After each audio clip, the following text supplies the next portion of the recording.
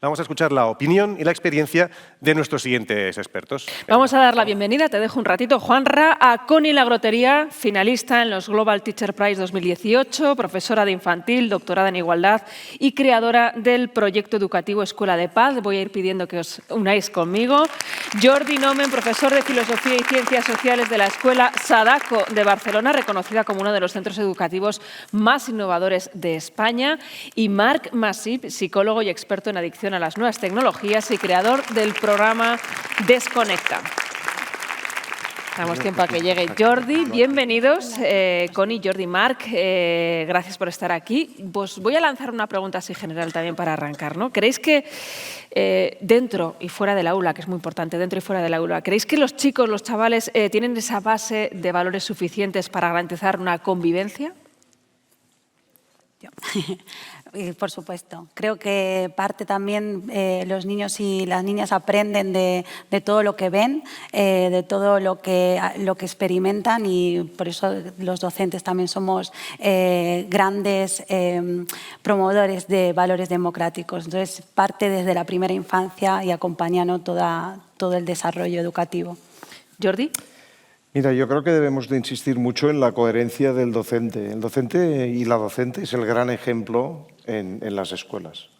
Es el ejemplo. Los valores no se aprenden, como se ha dicho aquí, porque tú haces un gran discurso, sino porque cumples lo que dices y muestras lo que dices y haces lo que piensas. Eres coherente con eso. Entonces, eso es la mejor manera en que un valor pueda aceptarse como tal. Dentro de las aulas, fuera somos los padres, sí, claro. el ejemplo. Y Jordi. Marc, perdón. Bueno, es que todo el rato voy oyendo como mucho consejo al profesorado de lo que han de hacer. Yo enfocaría más que necesitan que hagamos nosotros por ellos, ¿no? Para empezar, bajar los ratios de las aulas.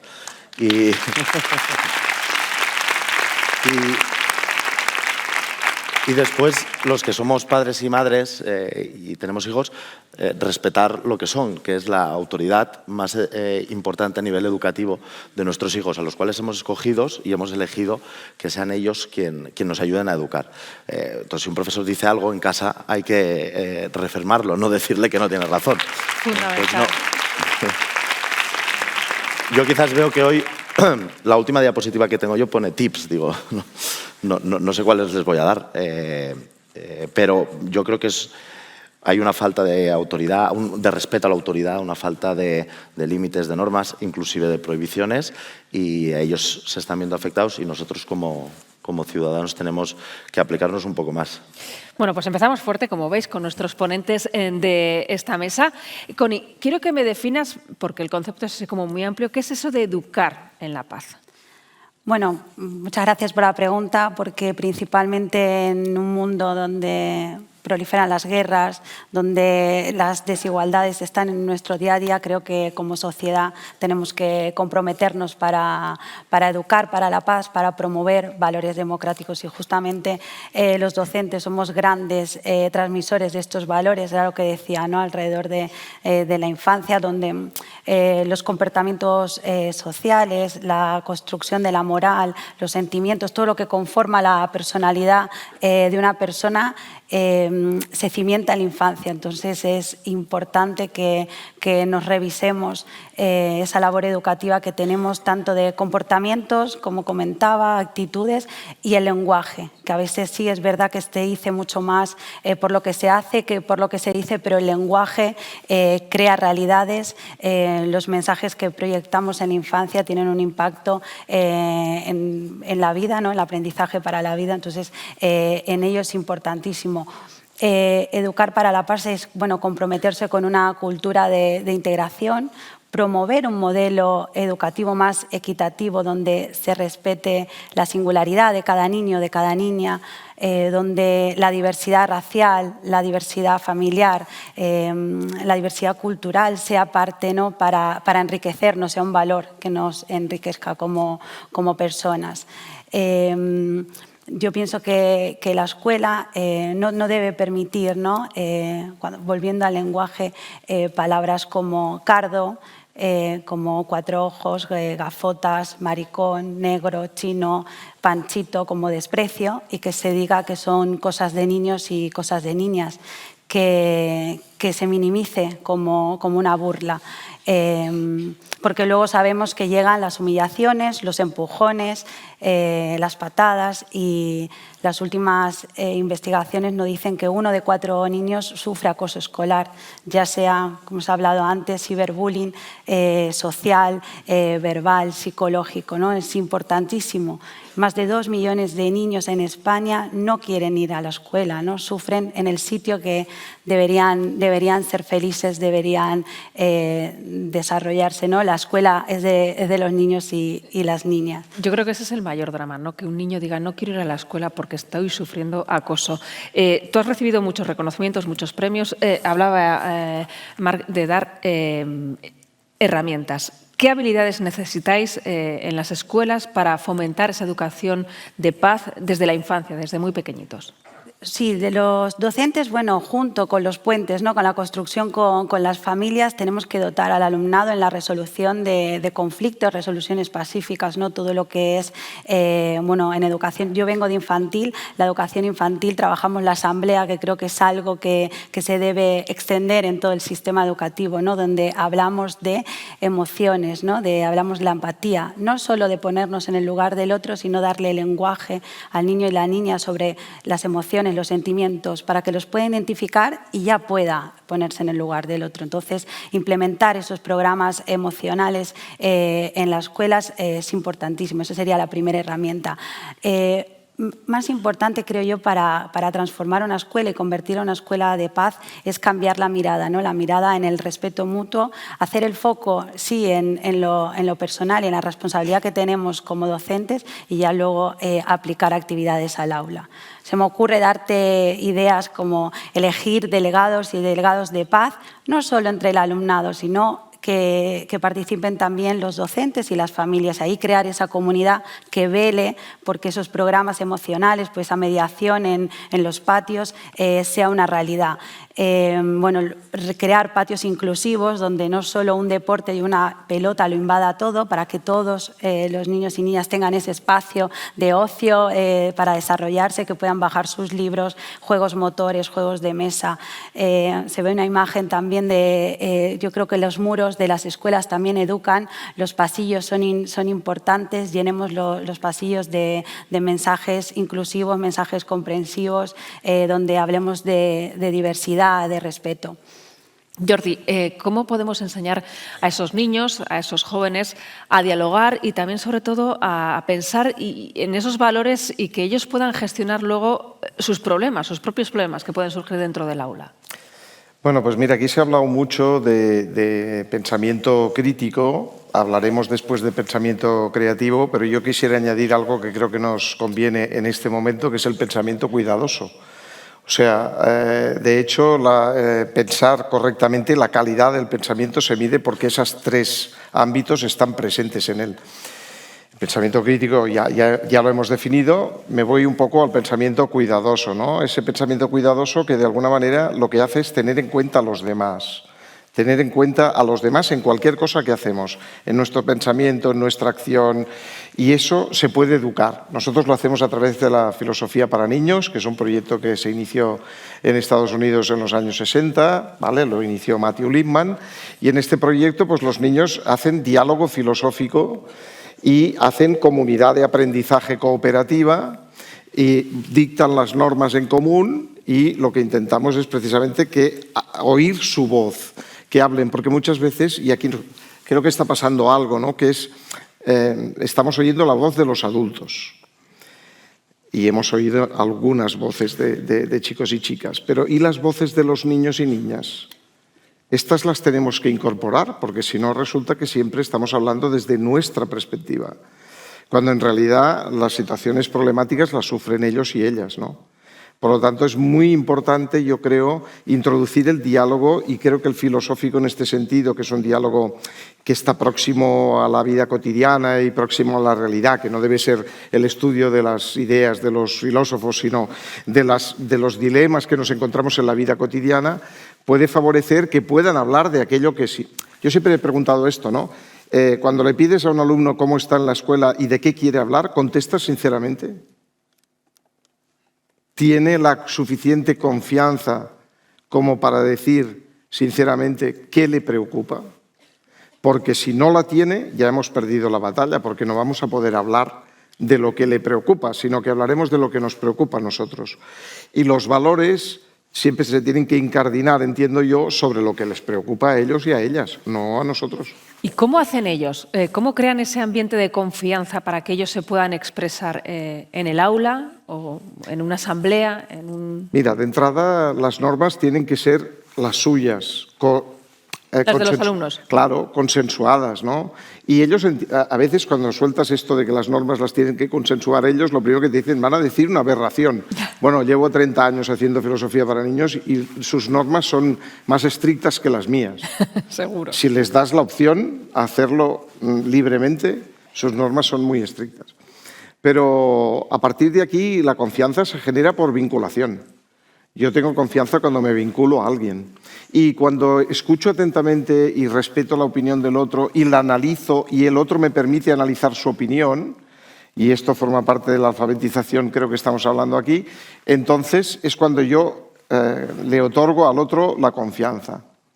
Cuando le escucho, cuando me escucha, cuando compartimos ideas, cuando puedo criticar al otro, que esto es muy importante, ¿no? Cuando puedo decirle, no estoy de acuerdo con tu idea, me parece que estás equivocado o equivocada por este motivo, por este otro.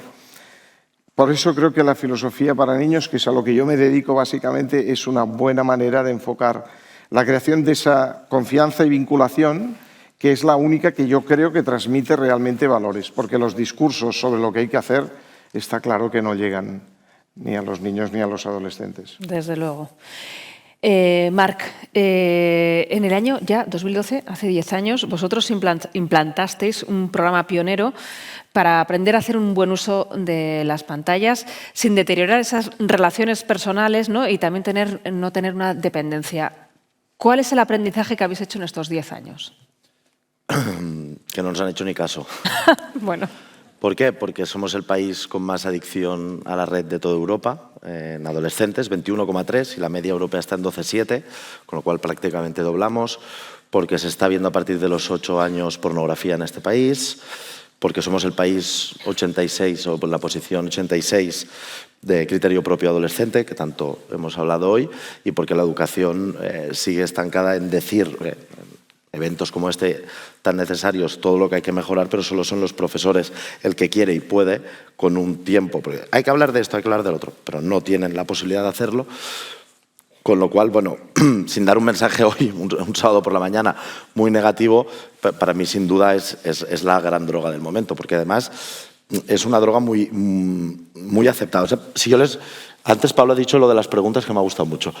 ¿Cuántos de vosotros tomáis drogas? Está oscuro y no se ve. Sí. Exacto. Bueno, Marfa, ¿cuántos fumáis o bebéis alcohol? Uno ha hecho así, fumo los fines. ¿Vale? ¿Cuántos sois adictos al móvil o a las redes? Levantan las manos, ¿eh? Claro. Sí, o sea, aquí nadie se droga. Bueno, es un claustro muy sano, pero beben poco y lo del móvil da igual. O sea, ves a los niños con móviles y te hace gracia. Hablar de la adicción al móvil, a las redes sociales, a los videojuegos, es exactamente igual, lo hemos hablado muchas veces con José Antonio, que las drogas. Así lo marca también el DSM-5 y no nos damos cuenta. Y además, y no vamos a entrar en el mensaje del móvil no es malo, el videojuego no es malo, ya lo sé, pero sí que es un potenciador del trastorno de la conducta alimentaria, de las autolesiones, vamos a decirlo claro, del suicidio, del fracaso escolar, de las malas relaciones familiares. Y es lo que está pasando, porque es una empresa que gana muchos millones de euros, que busca que haya mucho consumo y que se les ha dado sin ningún tipo de enseñanza. Ha llegado, nos lo han tirado y cada vez nos dan más. Entonces, ¿qué creo en estos 10 años? Primero me llamaban loco, ahora me llaman visionario y luego que no me hacen ni caso. Pero bueno, los niños que tengo yo en el centro sí, pero no les queda otra. No sé si ellos... Hay síntomas que sí son muy claros, ¿no? Cuando un niño llega muy cansado, muy dormido, dices, bueno, este crío no ha dormido, igual es porque ha estado toda la noche con el móvil, ¿no? ¿Cómo pueden ellos detectar esos posibles problemas en los chavales y en los niños más pequeños? Bueno, es muy fácil porque como están todos enganchados, los pueden detectar. Mira, yo creo que hay que meterse en su vida, pero claro, también es difícil. Lo primero, tienes que estar en una vigilancia constantemente pasiva para, como muy bien decía Jordi, crear una confianza que cuando vaya a pasar algo sepan que tienen que venir hacia ti. Pero claro, esto es muy fácil de decir aquí. ¿Cómo le explicas la asertividad? No vas a tener móvil, no vas a tener redes sociales, no puedes hacer esto, no puedes hacer aquello por tu bien. Cuando le estás poniendo un límite, una norma, o espero que pronto una prohibición, porque que puedan conectarse antes de los 16 años a ciertas cosas debería estar absolutamente prohibido y no tiene otra palabra. Y después, intentando desde la educación, que es exactamente igual de importante que los límites o las prohibiciones, explicarles que lo que ponen en las redes sociales no es su yo real. Antes oía el yo real y el yo virtual. ¿Qué vende realmente el usuario en las redes sociales? Lo mejor. Yo he puesto una foto ahora y es algo guapo, no voy a salir mal. Entonces, ¿qué pasa a estos críos? Que venden su mejor versión, pero llega un momento en el que la diferencia entre lo que son realmente y lo que han vendido en las redes se va haciendo muy amplia y eso les genera frustración. Frustración. Y la frustración tiene dos amigos, la adicción y la depresión. Entonces, no solo es poner normas límites, un poquito de sentido común, porque ver a un chaval en un restaurante con 3 años y una pantalla, pues no haber sido padre, porque es lo que te tocaba, ¿no? Pero les tenemos que educar, pero de verdad, ya urgentemente, en cómo utilizar bien las redes sociales. Y eso solo se hace educando fuera de las pantallas, ¿no? Dentro. Luego nos has traído tips, luego los vamos a repasar. A ver qué tal. Eva, Connie.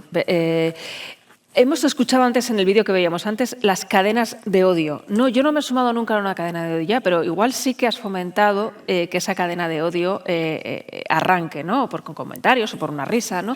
¿Cómo hacer eso dentro del aula para que los chavales, bueno, sepan que lo que están haciendo no está bien? Hay una edad en la que son más conscientes, pero igual más pequeños no son conscientes de que con esa burla, esa risa, ese comentario, están haciendo daño. Bueno, volviendo un poco a lo que te proponía antes, era trabajar la empatía, ¿no? Trabajar, ponerse en el lugar del otro. Hay muchas dinámicas del aula, por eso decía tan importante la asamblea, porque tratamos nuestros temas, permitimos y validamos esas emociones y puedo identificarme en el otro y resolver conflictos. Principalmente tratar en el aula, cuando estamos en una asamblea, como comentaba, cuando creamos esas normas, nos tratamos de igual a igual. Y de igual a igual no es lo mismo para todos, ¿no? Es igual en respeto, igual en dignidad, igual en trato, y eso favorece que luego se cree el vínculo, se creen los lazos y el sentido de pertenencia a la escuela. Rompemos los muros de la escuela, invitamos a las familias y ahí creo que donde podemos tratar todos esos prejuicios, estereotipos, estos mensajes que se van diciendo, bueno, es una broma, se ha dicho toda la vida, no, sí, que se le quita importancia. Son cosas de niños. Exacto, son cosas de niños, se le da un valor importante, ¿no? Entonces, erradicar el lenguaje. Me gusta también en infantil, en infancia, que son tan literales que repiten, ¿no? Realmente lo que decimos. Entonces, qué mejor que revisarnos y erradicarlos, que no perduren, que no se perpetúen y no transmitir este tipo de frases, ¿no? En cuanto al lenguaje. Y además supongo que detectáis que son replicadores de lo que escuchan también en casa. Totalmente. Mucho, totalmente, ¿no? Jordi, dime qué diferencia hay entre valor, principio, norma moral y virtud. Bueno, pues mira, de entrada el valor es una realidad objetiva que está ahí arriba, está en los cielos y por lo tanto ese valor tenemos que aterrizarlo. Y aterrizar el valor significa utilizar los otros términos que has mencionado, ¿no? Por un lado tenemos la norma moral que es social, ¿no? Ese valor aterriza en unas normas que nos damos como sociedad, aterriza en unos principios que esos ya son individuales y que son esas pautas de conducta individuales que yo me hago para ser coherente con el valor que dijo. No sé si me explico, pongo un ejemplo quizás. El valor de la honestidad, pues bueno, yo tengo que decir la verdad, eso es un principio porque quiero ser honesto. Por lo tanto, para conseguir la coherencia con el valor, ¿no? Pues tengo que utilizar ese principio. Y por último, la virtud, que es el hacerse, el ser aquello, ¿no? El hacerse lo propio, el estar dentro de uno ya, el no tener que pensar, sino automatizar, soy honesto y actúo honestamente y porque lo soy, Entonces yo creo que las escuelas deben trabajar más que con valores, Porque ese es el problema. O sea, si a los chavales les planteas, bueno, vamos a ver, el valor de la honestidad, ¿quién no está de acuerdo? No hay ningún chaval que levante la mano. ¿Vale? Muy bien, ahora vamos a plantear, ¿quién miente a sus padres sobre las notas? ¿Cómo? O sea, pero si todos habéis estado de acuerdo que el valor de la honestidad, pero en cambio, claro, es que si lo aterrizas, es cuando se produce el conflicto. El conflicto no está en las alturas. En las alturas el aire es muy puro. El conflicto está en la tierra. Por lo tanto, lo que hay que hacer es aterrizar ese valor. Vamos a hablar de principios, vamos a hablar de normas. Y entonces, para conseguir el último objetivo, que es realmente interioriza ese valor. Y entonces ahora ya lo practicarás siempre, ¿no? Que esa es la parte extremadamente difícil, ¿no? Llevarlo al interior de uno mismo y ser aquel valor. Pero las normas y los principios es lo que hay que trabajar en la escuela. Interiorizarlos. Pero estamos hablando mucho de pensamiento, este encuentro es de pensar, de mentes. Dime un poco cómo podemos desarrollar ese pensamiento cuidadoso que nos apuntabas antes. Vale, pues mira, yo creo que en el pensamiento cuidadoso habría como una serie de filtros, ¿no?, que habría que colocar ahí para garantizar ese pensamiento. Entonces, el primer filtro es si he pensado en los demás o no. Es decir, si aquella decisión, aquel pensamiento, he tenido en cuenta a los demás, he tenido en cuenta las consecuencias que provocan los demás, todo aquello que yo pienso, que siento y que digo, ¿vale? Ahí hay un filtro. Luego habría un filtro de realidad, ¿no? Es decir, es verdad la verdad yo creo que es importante, ¿no? ¿Estoy trabajando con la mentira o estoy trabajando con la verdad? ¿Vale? Esto ya lo dijo Sócrates, que habló de 3 rejas, ¿no? La intención con la que lo hago, ¿cuál es? O sea, ¿es una buena intención o es una mala intención? Las circunstancias que se dan son o no son las que aconsejan actuar o no actuar así. Es decir, hay una serie de criterios que yo creo que padres y maestros enseñamos un poco por intuición, ¿no? Que hay que tener en cuenta las consecuencias, que tener en cuenta las circunstancias, que los medios también son importantes. Eso hay que hacerlo consciente, precisamente para que cuando los padres y los educadores no estemos ahí, los chicos y chicas, sobre todo los mayores, sepan decir, ojo, ojo, ojo, que cuando una cosa es importante hay que pensar en qué vendrá después, si el medio tal, con qué intención se está haciendo esto, cuáles son las circunstancias en las que me muevo. Si esas preguntas las interiorizamos, pues se produce ese pensamiento cuidadoso. Es la parte difícil, lograr que las interioricen. Bueno, estamos ya con el tiempo casi encima, pero te leías unas series de consejos. ¿Te ves capaz? ¿Lo hacemos? Te has venido muy arriba al principio para dar herramientas. Venga, pues vamos a darlas, ¿no? Mira, yo creo que lo primero, entender que las tecnologías te ofrecen toda la libertad del mundo sin ningún conocimiento, siendo el conocimiento el origen de la propia libertad. Es decir, cuando yo más sé, puedo escoger, cuanto más puedo escoger, más libre soy. Y teniendo en cuenta que la libertad es lo que más deseamos en este mundo, porque si nos encerraran aquí con todos los deseos que pidiéramos, escogeríamos salir, hemos de entender que les tenemos que transmitir conocimiento a estos chicos. O sea, primero tenemos que aprender nosotros, luego ellos, para que así puedan ser más libres. Conocimiento, libertad. Comunicación, que hablábamos, se ha hablado mucho hoy. Lo que yo veo es que hay una comunicación adolescente entre pantallas, pero que no se hace en el cara a cara. Una comunicación actualmente cobarde, no de la forma descalificativa. Lo decían los chavales en el vídeo, se dicen cosas en redes que a la cara nunca dirías. Exacto, ¿no? Y muchísimas más y trascendentales. Entonces, sobre todo, educar en el valor de que no es lo mismo enviar un mensaje que decirlo a la cara, no es lo mismo un encaje de manos, una mirada, un beso, un abrazo, por mensaje que en cara a cara. Y tips a los profesores no les voy a decir. Le voy a dar a los que tienen que ayudar a los profesores. Y como decía, con grupos más reducidos, sin tecnología en los colegios, educando con más espacio para ciertas cosas. Puede ser que en segundo, tercero, cuarto de la ESO estén estudiando los ríos, los colores, los números, fenomenal. Pero ¿cómo puede ser que no haya un taller de criterio propio adolescente? ¿Cómo puede ser que los profesores acaben cansados el curso? Si les gusta, porque si no, no lo serían.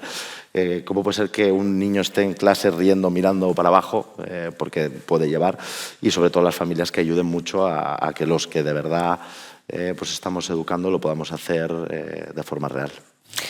Marc, Connie, Jordi, muchísimas gracias por haber compartido con nosotros este rato, gracias por habernos dado esos tips y esas ideas y gracias por tener ese pensamiento más cuidadoso, ¿no? Gracias. Gracias.